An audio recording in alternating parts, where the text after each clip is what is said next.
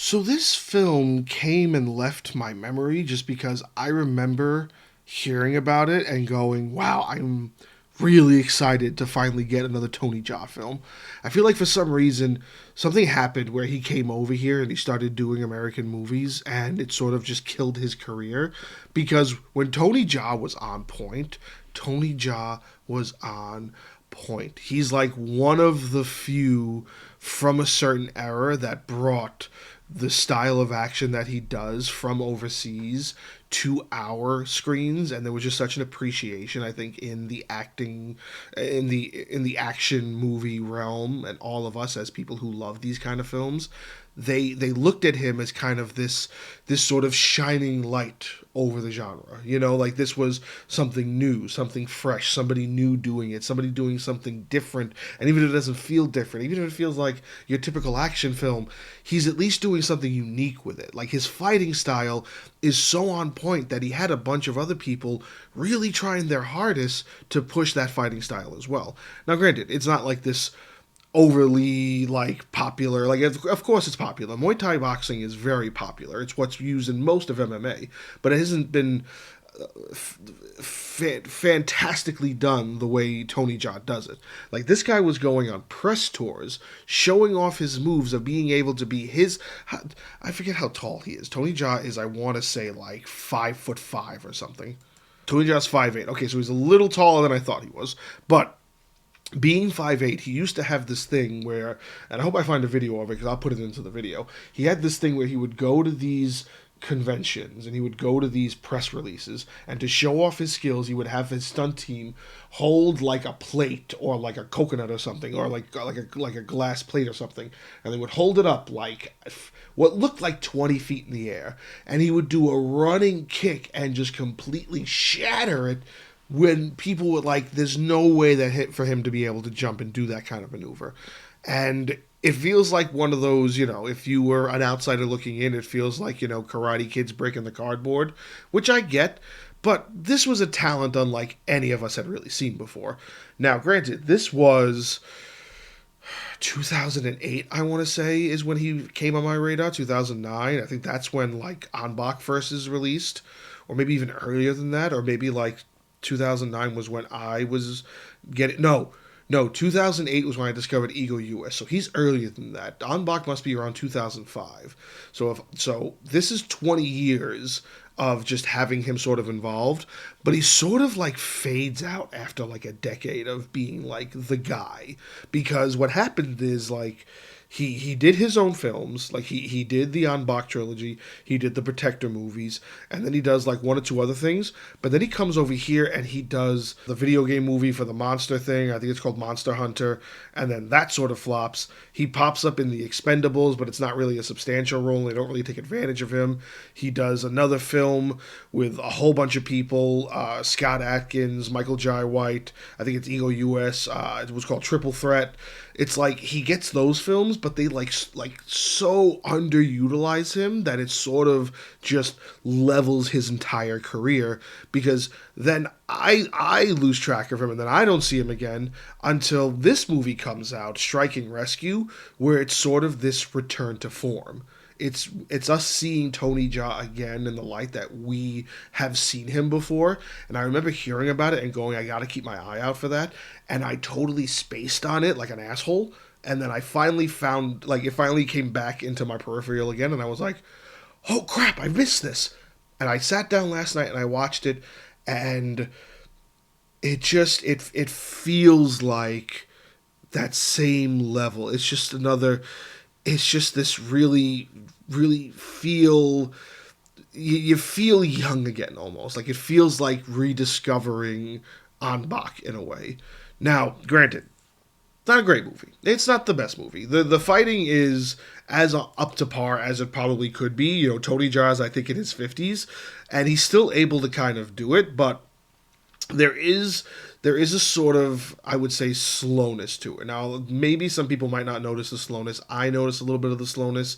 It's not like it doesn't feel like the way his old ones felt. Like when you watch him in the scene from The Protector, the first ever, I think, 8-minute long single shot staircase fighting scene.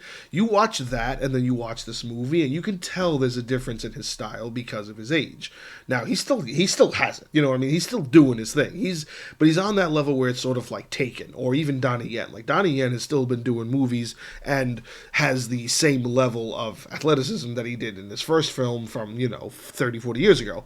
So Tony Jaa still sort of has it, and this is a nice little like break back into what he's known for. And I do hope to hear about something else because even though this might have not been like the biggest hit in the world, I think it's like a big it's a big almost thank you or a big tribute to like us, like the people who loved him from the beginning and loved what he was doing before he needed to do and be part of these huge franchises or the huge other movies. We didn't really need him for that. We needed him to be this other star. We needed him to be this person who was separate from everything else because when you looked at Tony Jaa, you didn't necessarily need to see The Rock. When you looked at Tony Jaa, you didn't need to see Jean-Claude Van Damme. You needed to see somebody who you knew was going to get the job done in a film and you knew you were going to be expected to see something really special.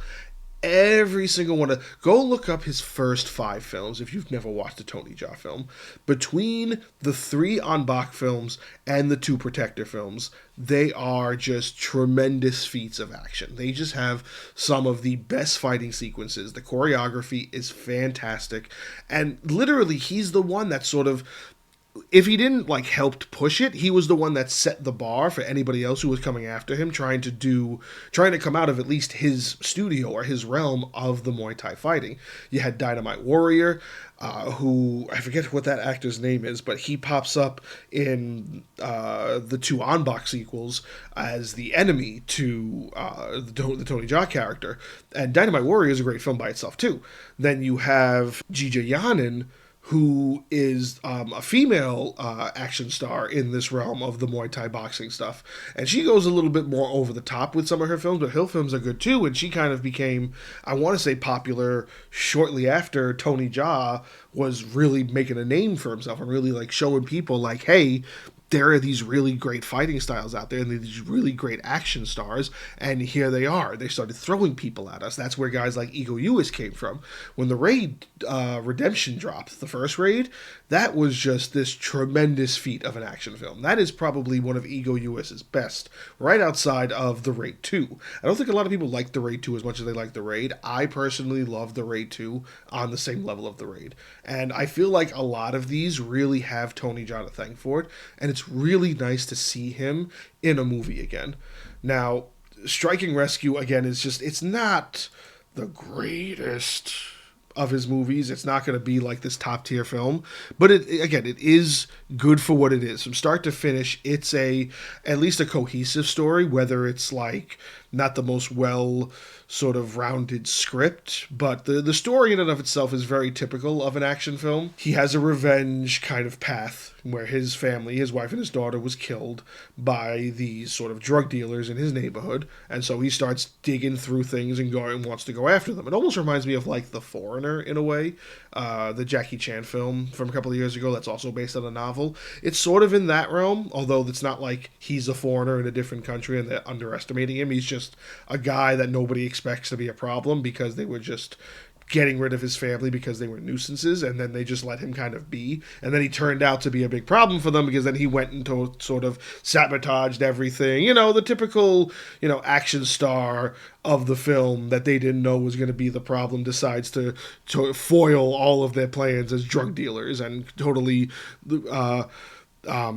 take apart the whole system in a way. And he's not a cop or anything. He's just like, yeah, you killed my family, I'm going to ruin all of your lives, that sort of thing. And it gets involved with the path he's following to find the person responsible. He winds up having to rescue who he believes is the man responsible's daughter, and he's not going to really do anything to harm her because he's the good guy. And she learns that he wants to kill her father, but she wants to find him, and she's alone and she can't trust anybody, so she teams up with him and is like, maybe I can convince you to not kill my father. And he's like, you'll never not convince me to kill your father. And so they together go on the journey to go through the whole system that the whole drug kingpin is running, trying to get to the big boss and find her father. And of course, it leads to the big fight. And it's, it feels typical. You know what I mean? It's nothing crazy. It's your typical action story in some capacity. It's just, the fighting is great. The fighting is really good. The only thing I'm not a big fan of, and I see it a lot in these movies, and I get a little annoyed, is there's always a henchman with dual weapons. You know what I mean? Like if you saw the Raid 2, then the chick with the hammers, there's a chick that's just like that in here, but she's got like hiking axes. Like they're the kind of axes that you use to like climb cliffs. And she's just walking around wielding those, and she's like super skinny, so everything is just really lengthy, and she almost kind of looks like Jack Skellington with axes. It's very strange.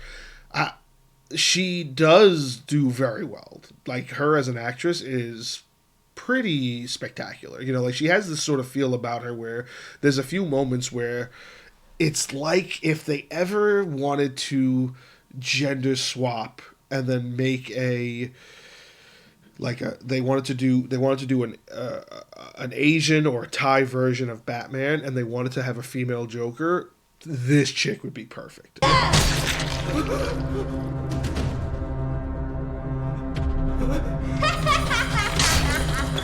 She has a level of creepy that is very, very cool, and it's a very unique character aspect to her. So I think she is a real like little extra bit of the film that's just very it's a very hit or miss. You're either going to be appreciative of the axes and her acting style. I didn't like the axes. I thought, why does there's always need to be somebody who has two of the same weapon that's just walking around using them constantly to start killing people and be the henchman you are. She's very menacing though, so it kind of like helps in a way, I guess you could say. Yeah, I guess it's just that I hope Tony Jaa does more after this now. Like I know he's old, but there's actors that are out there that are huge action stars still in their 50s. So I think he's got it, and I think he can do it. And I hope he doesn't get dragged into anything else that's going to be a real bad hit for him. And maybe this could be his sort of return to what he's good at, because he is a good action star, and he just needs to be utilized the right way.